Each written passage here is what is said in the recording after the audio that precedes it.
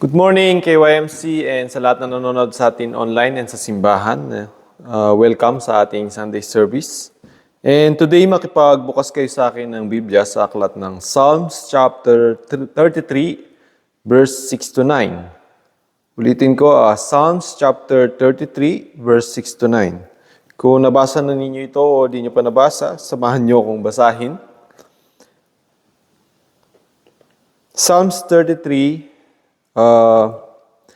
verse 6 hanggang 9. Ito yung sabi sa verse 6. By the Lord's decree, the heavens were made. By a mere word from His mouth, all the stars in the sky were created. He files up the water of the sea. He puts the oceans in storehouses. Let the whole earth fear the Lord. Let all who live in the world stand in awe of Him, for He spoke and it came into existence. He issued the decree and it stood firm. Manalangin tayo. Ama namin sa langit, salamat po Panginoon sa oras na ito. Nawa Panginoon, dinadalangin namin ang gabay ng iyong banal na Espiritu na siyang kumikilos sa bawat isa sa amin at maging sa pagpapahayag ng salita, Panginoon, upang mapahayag namin ang kalooban mo, Panginoon, sa mga salitang ito. Ikaw lang nawa ang magbigay sa amin, Panginoon, ng kaunawaan sa mga salita na ito na magpapatibay sa aming pananampalataya. Ihanda mo ang lahat, Ama, nawa ang lahat ay masiyahan sa pakikinig ng iyong mga salita, Panginoon. Nang sa gayon, Ama, tunay na dumaloy sa amin ang kalakasan, Panginoon, at pagpapatatag ng aming mga pananampalataya sa iyo, Ama, sa pamamagitan ng pakikinig ng iyong mga salita at pagbibigay ng atensyon namin sa mga ito, Panginoon. Ito ang nagbibigay sa amin ng pagkaing espiritual, Ama, na lubos na nagagamit upang makilala ka pa namin, Panginoon. Nawa ikaw lang may taas, Panginoon, at madakila sa gawaing ito. In Jesus' name, Amen. So, minsan mga kapatid, yun nga, natatanong natin sa buhay natin na nakikilala kaya tayo ng Panginoon? Nakikilala kaya tayo ni Lord? Naririnig kaya ni Lord yung mga panalangin natin? Paano kaya tayo nakikita ng Diyos, di ba? Nakikita kaya ng Diyos yung buhay mo? Nakikilala kaya at nalalaman ng Diyos yung buhay mo? Sabi nga sa Biblia, maski daw yung bilang ng buhok mo ay alam ni Lord. Yung bilang ng buhok mo ngayon, yung bilang ng buhok mo kahapon, alam lahat yan ng Panginoon. Nalalaman niya lahat patungkol sa iyo. Kaya minsan, kung isipin mo yung mabuti, yung relationship natin sa Panginoon, hindi yan one-sided relationship. Na minsan tayo yung nagtatanong, pero kung tutuusin, para sa akin, ang tanong din ni Lord sa iyo or sa atin, kilala kaya natin siya? Nalalaman kaya natin kung sino yung Panginoon, kung nakikilala ba natin siya, paano natin siya tinuturing sa buhay natin? And doon madalas nagkakatalo yung ating, yung ating pagtitiwala sa Kanya. Di ba? Nananalangin ka ng may tiwala, nananalangin ka ng parang hindi ka naniniwala. Di ba? Nangungusap ka sa Panginoon na parang kilala mo siya ng lubos. Para kayong nag-uusap ng magulang sa anak. Pero pwedeng nangungusap ka sa Panginoon na parang hindi mo man kilala o nagsasalita ka sa hangin. Di ba? So panahon na para makilala natin yung Panginoon. Panahon na para malaman natin yung Diyos na lumikha ng mundo. Sa dami ba naman ng relihiyon?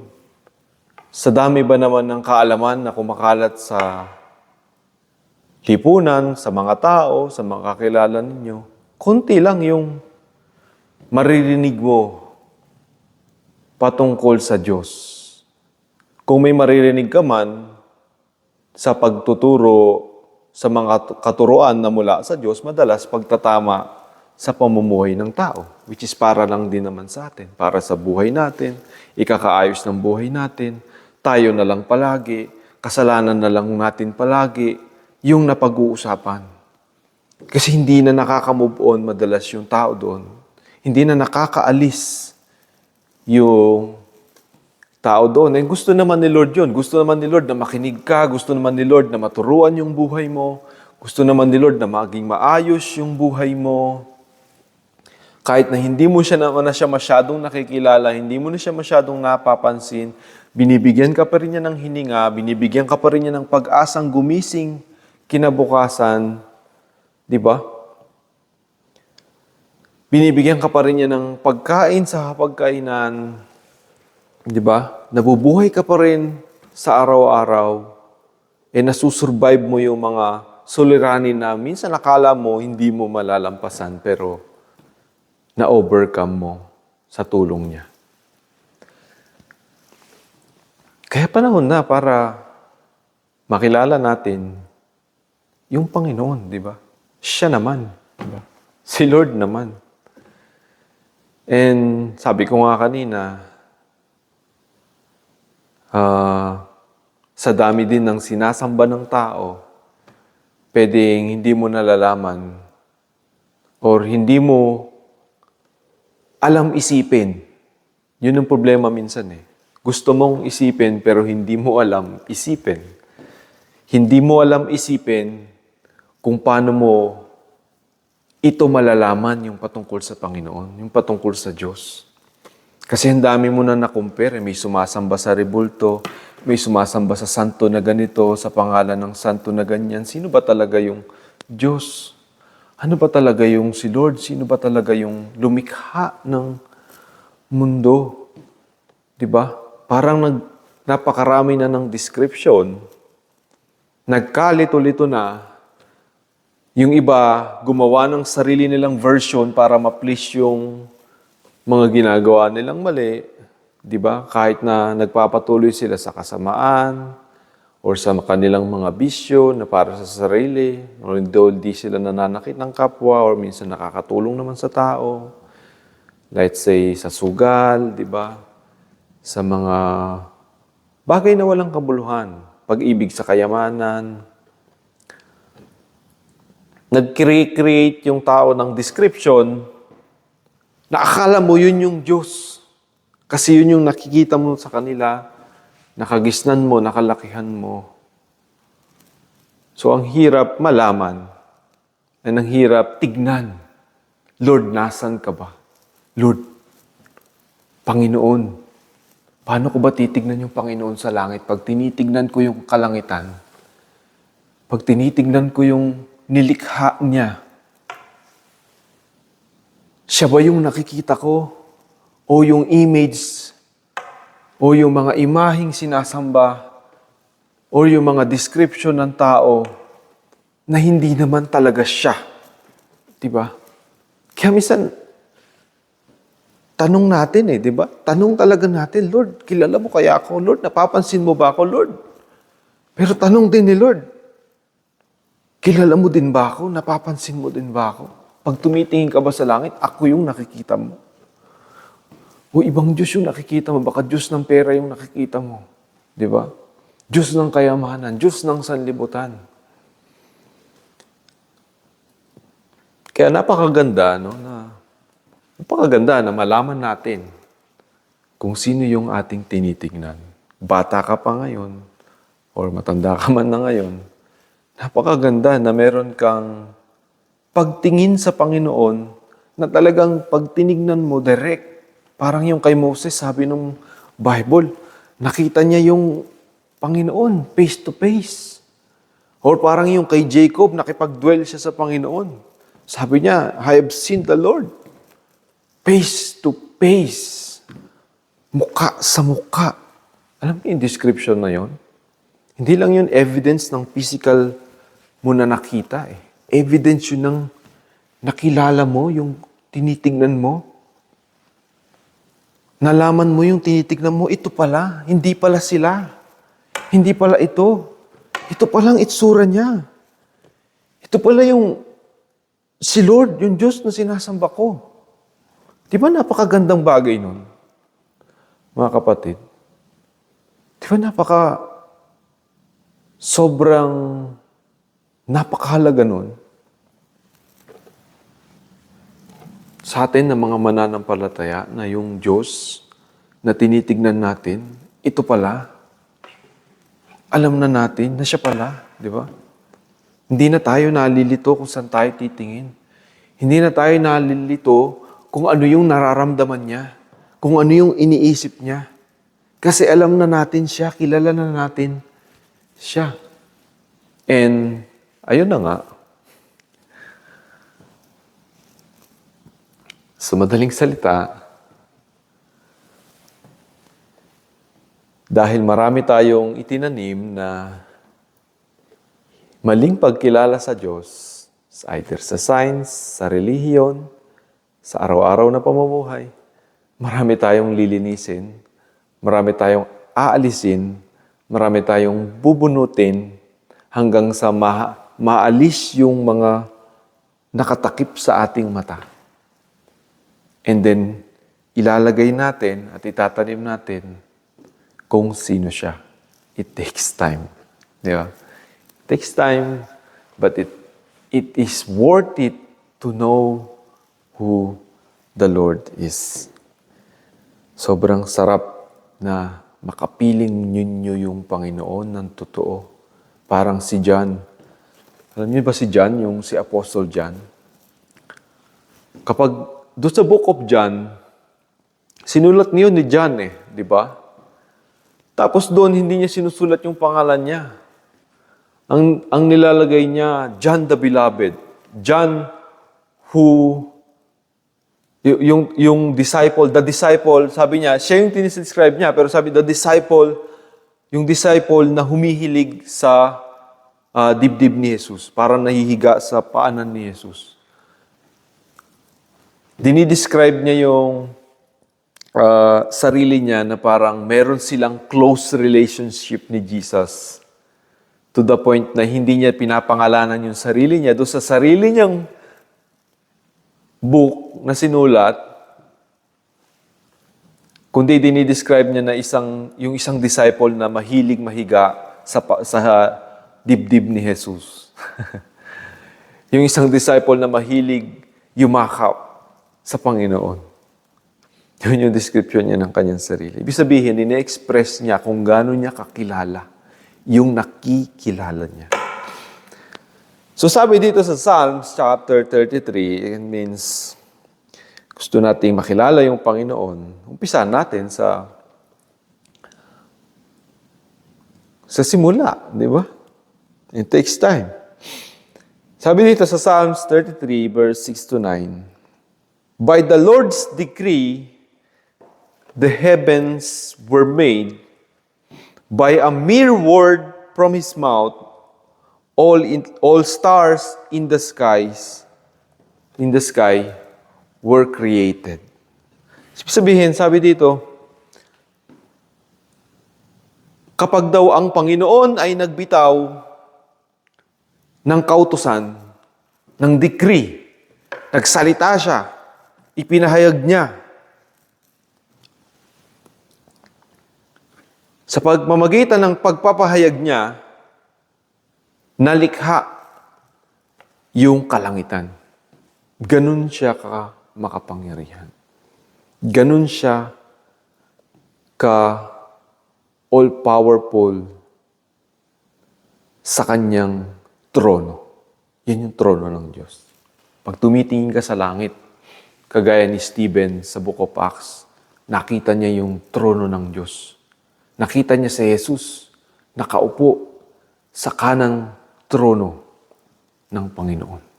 Sabi sa Book of Acts.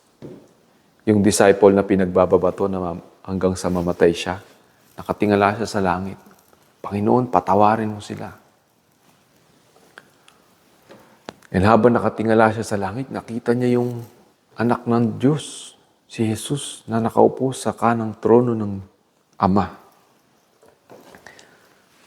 So by the Lord's decree, dun sa trono ng Diyos, sa pamamagitan ng kanyang salita, nalikha yung buong kalangitan. Sabi niya, by a mere word from His mouth. Sa salita niya lang.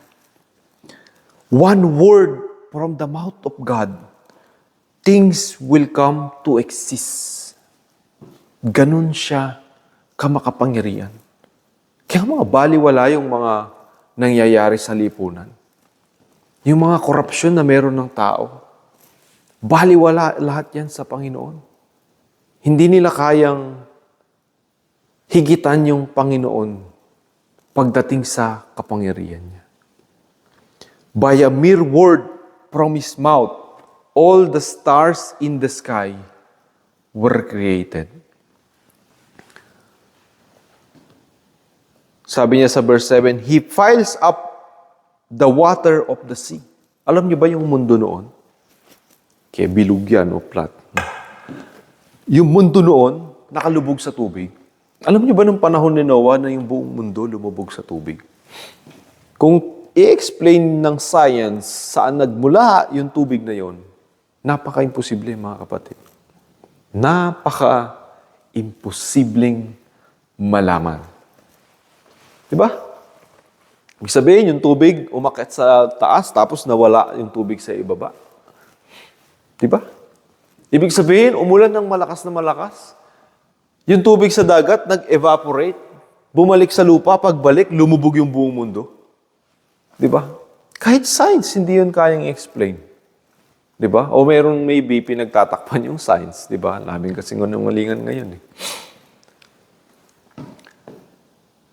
Lumubog yung buong mundo sa tubig. Kaya sabi dito ng Biblia, He piles up the water of the sea. Ibig sabihin, kinompress. Yung tubig sa dagat na nagpapalubog sa buong mundo, walang lupa na nakalitaw. Kaya yung ibang mga theologian, pag in-interpret nila yung panahon ni Noah, sasabihin nila, dun lang sa lugar na yon lumubog. Sa ibang parte ng mundo, hindi. Yun ang sabi ng Biblia, lumubog ang buong mundo. Walang naligtas kundi ang pamilya lang ni Noah at saka yung mga hayop na isinakay doon sa barko na galing sa iba't ibang panig ng lupa. Magsisinungaling ba yung Biblia? Dahil lang hindi na natin maunawaan? O baka may hindi tayo kayang tanggapin minsan kaya hindi nila kayang unawain, di ba? Lumubog yung buong mundo.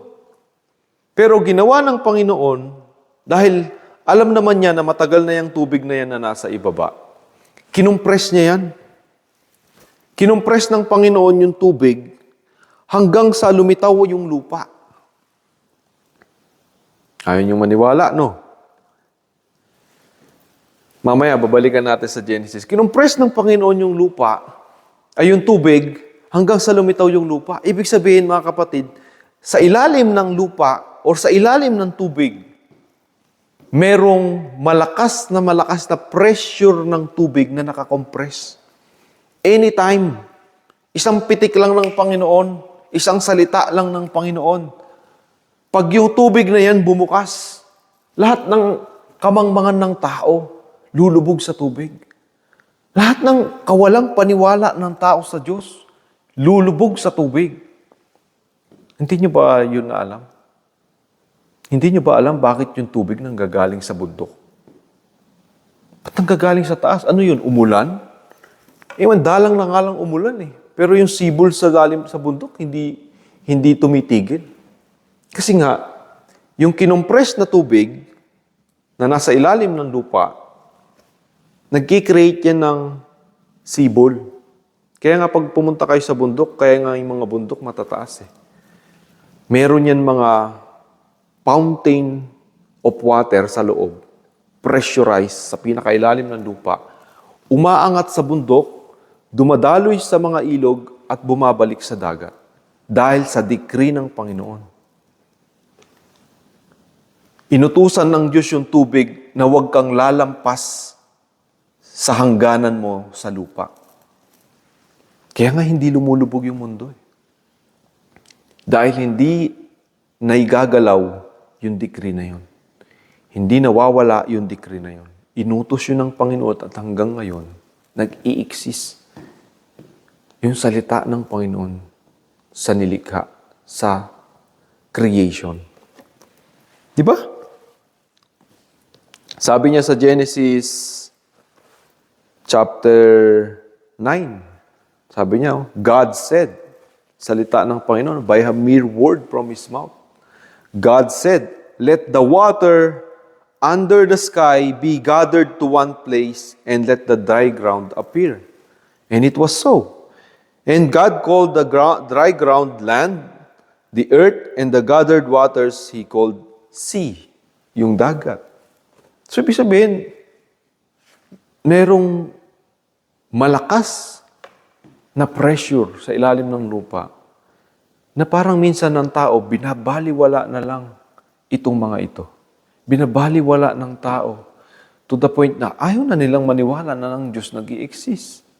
Alam niyo yun? Pero si Lord maawain. Si Lord merciful. Sabi niya kay Noah, makakakita ka ng rainbow. Sign yan na hindi ko na muli pang palulubugin ang sanlibutan. Pero nakalimutan na yun. Nakalimutan na naman yun ng tao. Kaya di niyo ba nafe-feel yung nararamdaman ng Panginoon? The more na yung mga tao nakakalimutan nila yung Diyos.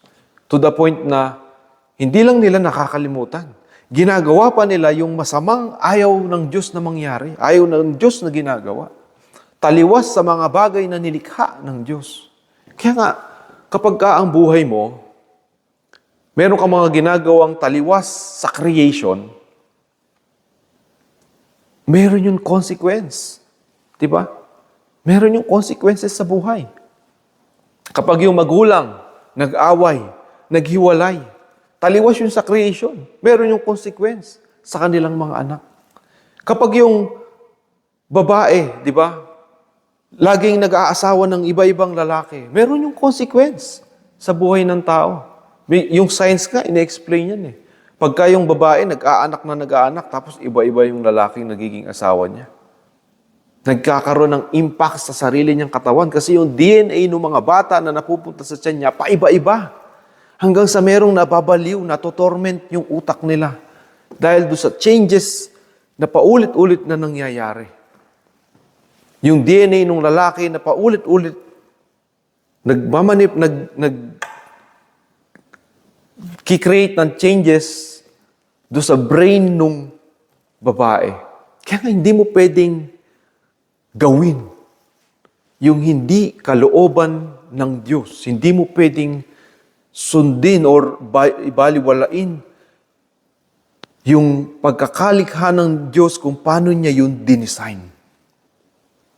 Di ba? Kaya kailangan natin mag-isip ng tama para yung buhay natin maging maayos. Kailangan natin makilala yung Diyos. Kailangan ng bawat tao makilala yung Diyos para alam nila yung kanilang ginagawa. Hindi ka basta-basta mai-impluwensya ng masama kasi naninindigan ka dun sa tama na nakilala mo, na nalaman mo mula sa Panginoon na lumikha sa'yo. Kilala mo siya. Kaya nga sabi ko kanina, to the point na kilala mo siya face to face. Di ba? Ito na, tanong yan sa atin dati. Di ba? Pag tiningin ka sa salamin, nakikita mo ba si Jesus o nakikita mo yung sarili mo? Di ba? Anyway. Yun nga, kapag ang tao, tumaliwas siya dun sa pagkakalikha, di ba? Sa Book of Jude, merong mga bituin na stars sa langit na tumaliwas sa ikot na inutos sa kanila. Sabi ng Book of Jude, they are destined to be in the judgment. Pati mga bituin sa langit. Yung mga bituin na yon. How much more yung mga taong gumagawa ng kasalanan na hindi kumikilala sa Panginoon, na hindi humihingi ng tawad sa Panginoon. Alam niyo ba yung mga anghel, kung bakit gustong-gusto nilang yung mga anghel, yung mga demonyo, bakit gustong-gusto nilang sapian yung mga tao? Alam niyo ba yung panahon ngayon, yung pagsapi ng demonyo, masyado ng sinapsychological lang? Diba? Pag na-addict ka sa laro, sa cellphone, yung mga bata, puro cellphone. Pagtanda, cellphone, games, ganyan. Let's say 7 years old to 9 years old. Tanggalin mo yung cellphone bigla. Sabihin mo, buong buhay niya, 8 hours a day or 24 hours a day, cellphone. Tanggalin mo yung cellphone. Anong mangyayari doon sa bata? Napapanood niyo yun sa social media. Parang sinapian ng demonyo. Diba? Although sa psychology, psychological impact lang yun ng phone sa kanya. Pero literally, there's a demon possessing a person.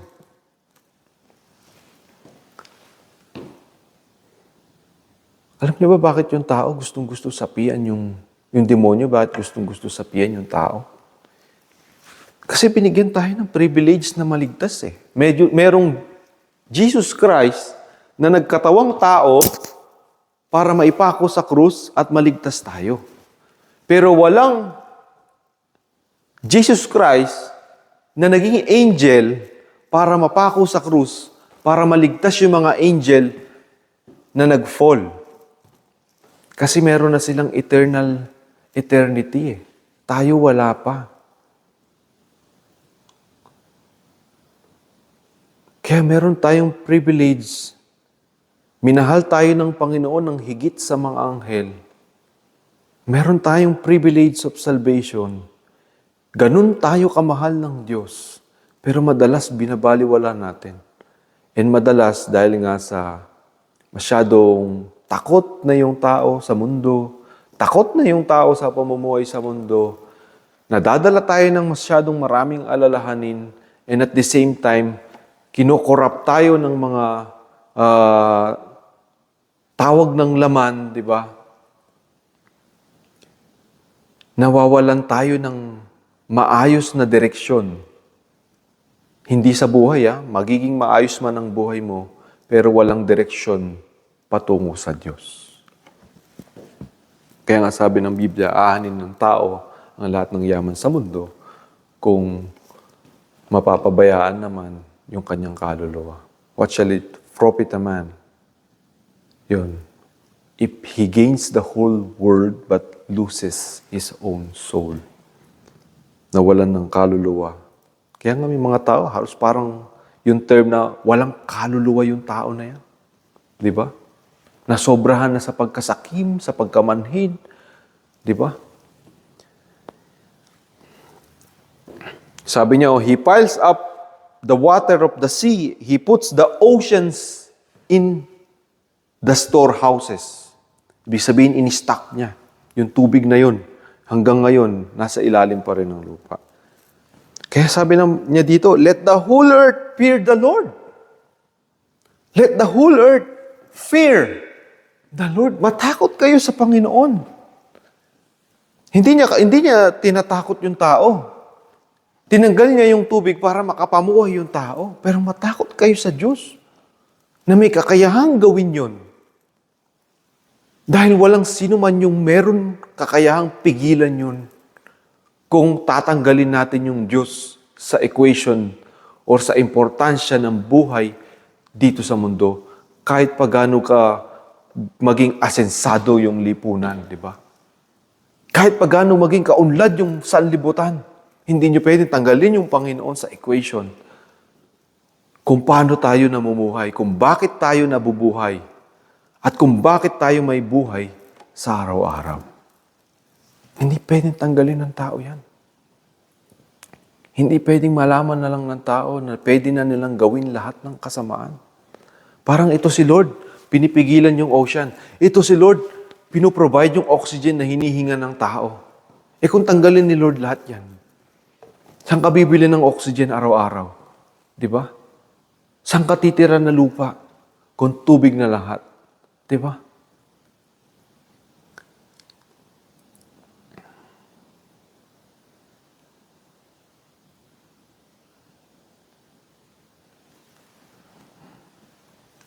Ang gumagawa ng kalooban ng Panginoon ay nakakahigit kesa sa taong nagtitiwala sa yaman ng sanlibutan. Kung yung kapatid mo nagpapagal para sa yaman ng sanlibutan, huwag kang maiinggit kung meron kang tiwala sa Panginoon na mas malalim. Kasi yun yung lumikha eh. Yung mga taong nagtitiwala sa Panginoon, hindi pababayaan ng Panginoon. Hindi niya tayo nilikha para isipin lang yung mga alalahanin sa buhay. Nilikha niya tayo unang-una para makamtan natin itong kaligtasan na ibinigay niya. Nilikha niya tayo upang maibahagi itong mga salita niya na nagbibigay buhay. Dahil ang totoong buhay nandun sa buhay ni walang hanggan. Hindi sa limitadong buhay sa lupa na inuubos ng tao sa mga walang kabuluhan. Kaya lamang yung nagtitiwala, lamang yung may pananampalataya. Kaya mahirap o mayaman man, lamang yung merong pananampalataya. Yan yung kalooban ni Lord. Diba? Sarap makita eh. Pag tinitignan mo yung langit, nakikita mo yung Diyos. Meron pang ang higit dyan. Ang pinag-uusapan pa lang natin dito, yung lupa eh. Wala pa yung langit eh, di ba? Kung mag-uusapan natin lahat, baka maubos. Maubos. Hindi tayo mauubusan. Sabi sa Genesis chapter 1, in the beginning, God created the heaven and the earth. Now the earth was without shape. Ibig sabihin, pag without shape, ano ba yung walang shape sa mundo? Lahat ng solid may shape. Pero lahat ng liquid tsaka gas, walang shape. And darkness was over the surface of the watery deep. Dito kayo magtataka. May tubig na bago pa likhain yung lahat. But the Spirit of God was moving over the surface of the water. Ito yung unang part ng creation. And God said, let there be light. Let there be light. Alam niyo ba yung science, di ba? Naturo ko na to sa inyo. Science na naman, kuya. Solid, liquid, gas, at saka yung plasma. Alam niyo ba, lahat ng bagay sa mundo ay nagmula sa liwanag. Ayun. Kuya, conspiracy na yan. Controversy yan. Si-search ko yan sa AI mamaya, kuya, kung totoo yung sinasabi mo. Kasi may apat na types ng matter, di ba? Yung solid, pag natunaw, magiging liquid. Pag nag-evaporate, magiging gas. Di ba? Solid, liquid, gas. Yung gas, kapag na-compress, magiging liquid. Kapag nag-dry o kaya nasobrahan sa lamig, kagaya ng tubig, magiging solid. Sample ng teacher nyo dyan, yung yellow, di ba? Yung yellow, liquid, pag nirep mo, magiging solid. Pag nag-evaporate yung yellow, magiging gas. Ano naman yung plasma? Yun yung pang-apat. Yung plasma, kapag itong solid, liquid, or gas, ay medyo scientific eh. Nawalan ng electrical charge. Ano electrical charge, kuya? Di ba lahat ng tao nakukuryente eh, kasi may positive and negative electrons yung lahat ng matter. May mga matter na tumatawid yung kuryente, may mga matter na hindi tumatawid yung kuryente, kagaya ng kahoy. Pero pag basa yung kahoy, tatawid. Yung bakal, tumatawid yung kuryente, pero yung plastic, hindi tumatawid yung kuryente. Diba? So pag tinanggal mo yung characteristic or yung part ng matter na nagiging cause para tawiran ng kuryente, ang tawag doon, ionization. Yung positive or negative electrons ng isang matter, tatanggalin mo. Ang tawag doon, ionization. Doon nakikreate, doon nila natuklasan yung tinatawag na plasma. Kaya nga lahat ng stars sa langit nagliliwanag kasi mga plasma sila. Hindi sila solid, hindi sila liquid, hindi sila gas. Pero pag nahulog yung star mula sa langit at dumapo sa hangin, pagpasok niya sa ating atmosphere, na-encounter niya yung hangin eh. Yung hangin, ibang klaseng matter yun. Pwedeng na-cool down siya, nagkakaroon ng effect. So throughout na nahuhulog siya, either maging liquid siya or maging solid siya. Nakukuha nyo? From light, plasma, light. From light, naging liquid or naging solid or naging gas. Kaya nga kapag kahulog sa lupa, naghahabulan yung mga scientists upang makuha yung meteor, yung meteorite. Kung naging liquid or gas yun, hindi na nila yun marerecover. Pero kung naging solid yun, marerecover nila. Doon sila tuwang-tuwa kasi possible na merong bagong element sila na matuklasan na wala dito sa lupa. Kung nakuha ninyo. Diba? So, in the beginning, sabi ng Panginoon, let there be light. Kaya nung nagkaroon ng light, ibig sabihin, nag-umpisa doon yung creation. Even science can explain it na yung lahat ng bagay sa mundo nag-umpisa sa light, sa process ng light. Nung nag-manifest yung light sa water, nagkaroon yan ng lahat ng kung ano namang chain reaction, and then na-form yung lupa, na-form yung creation, and whatever God says, because God is the Spirit, yung light is galing sa Spirit because God is light. Kaya nga may connection yung spirit sa creation. Kaya hindi inisip ng iba, yung lahat ng mga bagay sa mundo, walang spiritual concept. Walang spiritual scientific relation. Di ba? Meron. Huwag natin tanggalin yung Diyos sa creation dahil siya yung lumikha. Kung ang Diyos ay espiritu, merong kaugnayan yung espiritu sa bawat nanilikha. Di ba? Kaya nga yung Holy Spirit, pag merong nananalangin, Lord, pagalingin mo ako, lumapit, nakahawak lang doon sa laylayan ng suot ng Panginoong Yesus, gumaling. Sabi ng Panginoon, may lumabas na kapangyarihan sa akin. Sino humawak sa akin? Yung Espiritu na kumikilos na nagbibigay sa tao ng comfort, ng kagalingan, ng healing. Diba? Pinapatay natin yan eh. Diba? Kung ano-anong espiritu ng social media yung pinapasok natin sa ating katawan. Kaya nga nagtataka ka, bakit ka sakitin? Bakit parang yung demonyo hindi tumigil magmanifest sa katawan mo? Bigyan ka lagi ng sakit. Nakikita niyo yung Buddhism? O, ano naman meron sa Buddhism, kuya? Nalaman ni Buddha na yung tao pala ay gawa sa soul, spirit, at saka physical. Hindi niya nakikilala yung Holy Spirit ng Diyos, pero nalaman niya na yung tao hindi lang physical. Kaya natutunan niyang i-manipulate yun. Natutunan niya yung kontrolin sa pamamagitan ng meditation and fasting.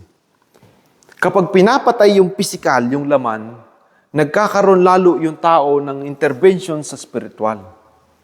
Kaya nga si Jesus Christ nag-fasting siya, 40 days and 40 nights. Sino nagtukso sa kanya? Yung mismong Diablo. Espiritu ng Diablo. Kapag nagpe-prayer and fasting yung tao, ibig sabihin nagiging weak yung physical, nagiging strong yung spiritual, pero nagiging strong din yung temptation. Kaya nga yung prayer and fasting, nagre-require yan ng training eh. Train mo muna yung katawan mo, huwag kang kain ng karne na mabibigat. Si Buddha nga, kaya nga yung mga Buddhist, hindi kumakain ng meat eh. Kasi yung mga lighter food, nakakatulong sa prayer. Yung mga heavy food, kagaya ng sugar, meat, nagsasara ng spiritual, nagpapalakas ng katawan, ng physical. So nagiging weak lalo yung spiritual side, naghihina yung tao sa prayer. Nagiging mas subject yung tao sa temptation the more na kumakain siya ng mga bagay na solid. Kaya nga makikita niyo yung mga prophets sa Bible, they prayed and fasted so that the Holy Spirit of God will dwell in them and they can pray more and much more closer to God. Nakikilala pa nila lalo si Lord. Na parang nakikita nila si Lord face to face sa kanilang buhay. Kaya kung may malalim ka na panalangin, tigilan mo yung ipasting mo lahat ng gustong ginagawa mong walang kabuluhan. Pati ang mga social media, hindi lang pagkain na pumapasok, pati pagkain na pumapasok sa mata, sa tenga, sa bibig, lumalabas sa bibig. Diba? Mga kasamaang lumalabas, ipasting mo lahat yan. Manalangin ka. The prayer of the righteous heart availed much, sabi ng Book of James. Yung panalangin daw ng taong gumagawa ng matuwid ay nag-a-avail ng marami na napapakinggan, na didinig ng Panginoon. Anyway, sabi dito, let the whole earth fear the Lord. Matakot tayo sa Panginoon. Let all who live in the world stand in awe of Him. Tumayo tayo na merong, ano ba yung awe sa Tagalog? Alam ko siya sa English, na parang merong amazement, pagkamangha, namamangha, pinupuri, tinataas, dinadakila yung Panginoon na lumikha ng sanlibutan. Kailangan niya nang gawin ng mga tao dahil yan ang nararapat. Dahil yun siya. Ganun siya dapat nakikita ng lahat ng nilikha. Sabi ko nga kanina, nabulag na kasi kailangan tanggalin yung mga bumubulag sa tao. Kung hindi nila mapupuri yung Panginoon sa kapurihan na dapat niyang tanggapin.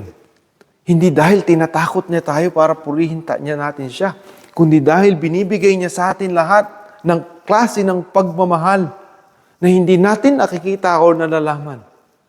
Masyado na tayong focus. Kahit yung mga minsan preaching, pwede nating i-focus lang sa pag-aayos ng sarili. Pero wala na yung para sa Panginoon. Nakalimutan na yung para sa Panginoon. Puro na lang sarili. Ayaw ko makinig ng preaching ngayon kasi parang puro na lang sa Panginoon. Gusto ko marinig yung para sa akin, yung para sa akin. Yung para sa buhay ko, yung ikauunlad ko, yung kakaayos ng buhay, yung pamamaraan ng buhay ko. Kapatid, pag nakilala mo yung Panginoon sa buhay mo, magkakaroon ka ng halos parang direct relationship sa Kanya, na parang kayo na mismo, mind to mind yung nagko-communicate. At nalalaman mo kung ano yung tama. At kapag binasa mo yung Biblia, nabubuklat mo yung Biblia, lahat ng mga salitang doon, nagpapatunay na yung nalalaman mo sa Panginoon ay yun din yung nakasulat sa Biblia na naranasan ng mga nanampalataya sa Kanya. Let all who live in the world stand in awe of Him, for He spoke and it came into existence. He issued the decree and it stood firm. Diba? Nagsalita siya and it exists. Alam niyo ba yung salita? Sabi sa Book of John, chapter 1, verse 14, at ang salita ay nagkatawang tao. Yung salita na lumikha sa lahat ay nagkatawang tao. Wow! Para iligtas yung tao, yung salita ng Diyos na lumikha, na nagamit para likhain yung lahat, ay siya ring pumasok sa nilikha para iligtas yung nilikha sa kasalanan at sa kapahamakan. And the Word became flesh, and He dwelt among us, and we have seen His glory. Sabi ng mga disciple, the glory of the one and only, full of grace and truth, who came from the Father. Yung salita, nagkatawang tao, napako sa krus, at dahil doon, meron tayong sinasampalatayanan para maligtas tayo. Diba? Napaka-amazing ng Panginoon. Hindi siya tumitigil. At hanggang sa uling araw, muli siyang babalik para sa atin. Anyway, masyado na ulit mahaba. Let all who live in the world stand in awe of him, for he spoke, and it came into existence. He issued the decree, and it stood firm. Manalangin tayo. Ama namin sa langit, salamat po, Panginoon. Maraming salamat, Ama. Lubos ka naming dinadakila, Panginoon. Lubos ka naming tinataas. Lubos ka naming pinupuri. Salamat, Lord, sa mga ginawa mo para sa amin. Salamat, Lord, sa pagpapakilala mo pa ng iyong sarili para lang makilala ka namin, Panginoon. Lord, nawa, lalo ka pa naming matuklasan, ka pa naming makilala. Alisin mo, Panginoon, yung mga humahadlang sa aming isipan, sa mga maling pag-unawa namin sa iyo, sa mga maling pagkilala namin sa iyo. Panginoon, wag nawa yung mga gawa ng kaaway ang mapupurihan, maitaas, madakila, Panginoon, kundi ikaw, Panginoon, ikaw, Ama, na nasa langit, na ikaw lang ang aming tinitignan, ikaw lang ang aming nakikita, yung trono mo, Panginoon, ang siyang aming nakikita sa kalangitan. Nakaupo ka sa iyong trono, Ama. Pinagmamasdan kami. Pinagmamasdan ang iyong mga nilikha. Panginoon, nakikita namin, tinatanglaw ang iyong katanglawan, Panginoon, ang iyong liwanag na tunay at totoo. Nakatas-taas ang Diyos na dapat sambahin ng buong mundo. Dahil minahal mo kami, niligtas mo kami, pinatawad mo kami, kinaawaan mo kami. Ama, sa mundong ito, Panginoon, na ang buhay ay pansamantala lamang, nawa mas lubos naming pahalagahan ang buhay na walang hanggan, na lagi sa amin naghihintay, Panginoon,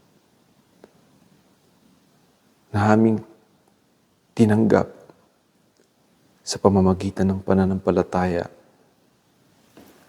sa iyong anak na sinugo para sa amin, ang aming tagapagligtas na Panginoong Hesus. Salamat, Lord, ikaw lang aming tinataas, pinupuri, dinadakila, Panginoon, sa gawain ito. Ito ang aming dalangin in Jesus' name. Amen. Palakpakan ninyo yung Panginoon. And God bless ulit, no? Magpatuloy kayo ulit sa mga ibang parte ng itong Sunday service. And muli, sa susunod nating pagkikita ay papag-aralan pa natin yung mga bagay patungkol sa ating Panginoon. God bless and thank you sa inyong lahat. Glory to God.